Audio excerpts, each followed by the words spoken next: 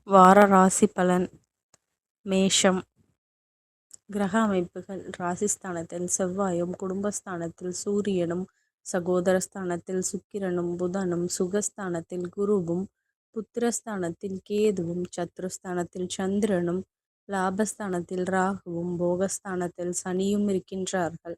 சந்திரன் இந்த வாரம் விருச்சிகம், தனுசு, மகரம் மற்றும் கும்பராசியில் சஞ்சாரம் செய்ய இருக்கின்றார். பலன்கள். மனதில் நினைத்த காரியங்கள் யாவும் எண்ணிய விதத்தில் நிறைவேறும். கூட்டாளிகளின் ஆலோசனையால் தொழிலில் முன்னேற்றம் ஏற்படும். தவறிப்போன சில வாய்ப்புகள் கிடைக்கும். செயல்பாடுகளில் துரிதம் உண்டாகும். புதிய பொருட்களை வாங்கி மகிழ்வீர்கள். உயர்கல்வி தொடர்பான செயல்பாடுகளில் தெளிவு பிறக்கும்.